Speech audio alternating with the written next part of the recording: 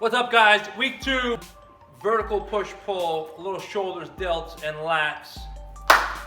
Let's get rocking. What's up, Amp Nation? Bro Fester Monetti here. Time for a little push-pull vertical, up and down.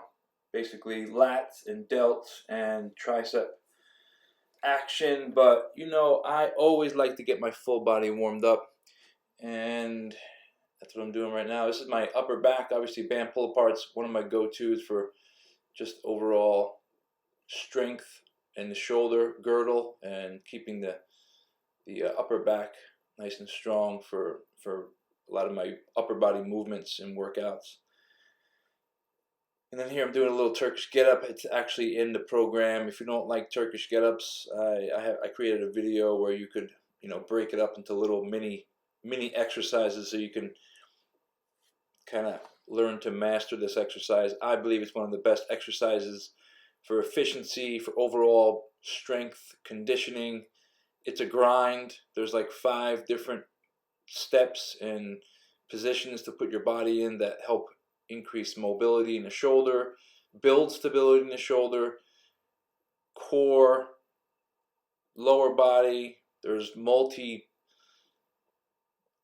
planes of motion involved. Like, it's just an overall great exercise, and you can progress it obviously by going heavier and, you know, grinding through it, so to speak, a little bit more. But I really appreciate this exercise.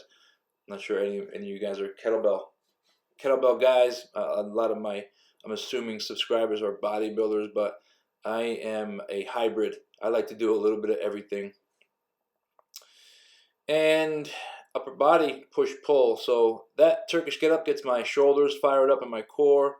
And now I'm trying to, my goal here, my theory is to, not theory, my philosophy, I should say. It may be the same thing, but I'm getting my lats activated. And I'm doing one at a time. I feel like I can concentrate on one at a time. And you see me grabbing my rib cage, lat area, also a little bit of my abs, so I could feel where the exercise is working and use it also for like a little bit of a mental preparation, so I can connect that mind muscle. So much of this stuff, so much of this stuff is connecting mind to muscle, and the old school meatheads know how to do it best, and I'm one of them. And here we are, first really working exercise. One of my favorite shoulder exercises is Arnold press, and you're working the shoulder from really external rotation. You know, speaking from a nerdy coach, you got kind of, you know, all 3 of the delts involved in this exercise, which one of the reasons why I like it.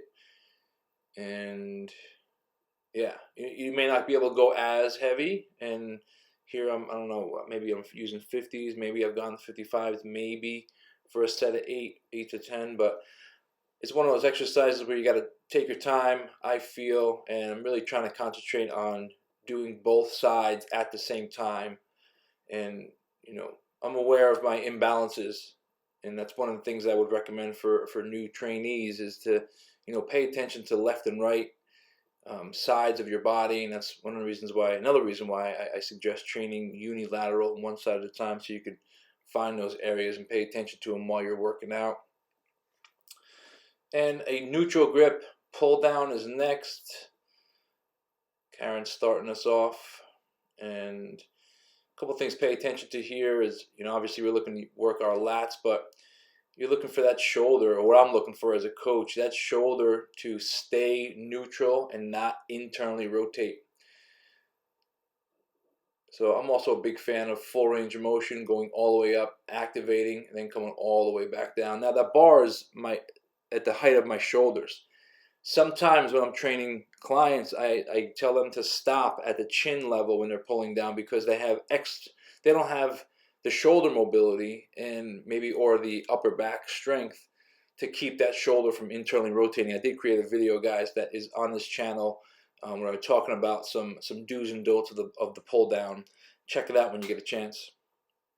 But this is just the overview of my workout and the phase one program.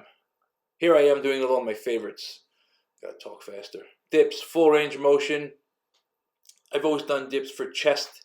Your triceps are being used, obviously. It's a pushing movement, and you can see my triceps are clearly working, but I'm leaning over slightly, trying to keep my head still neutral on my spine, but really putting more emphasis on my chest. That's always how I've done it. I haven't really done dips for triceps in many, many years where you use a bench and sit back on it. Maybe I'll incorporate them in, but full range of motion on those, of course, taking your time. That's another exercise where you got to take your time. Speaking of take your time, the deadlifts, you can see me setting up, adjusting my feet. Again, full range of motion all the way up and all the way down, obviously. But you can see me in the beginning, I was really trying to adjust my feet, going back to what I was talking about earlier as far as making sure you have a good footing position and making sure you're going into the exercise with a good mentality and being intentful and deliberate with your movements, not just throwing weights around for the sake of throwing weights around. But deadlifts are on deck. This is a SLDL or straight leg deadlift or RDL, Romanian deadlift, however you want to word it or talk about it. But it is more of a straight leg, more of a hinge, more work for that lower back. I did also create an RDL video, RDL versus conventional deadlift video on this channel. Check it out, guys, and let me know what you think. But it's definitely more instructional than this quick little video I'm going through right now. Beautiful bride Karen there doing some tricep press downs, starting us off. And one of the biggest things, again, full range of motion all the way up, all the way down. I don't believe in locking out the elbow. I believe in staying 99%, keeping tension on the muscle and away from the joint. It's one thing.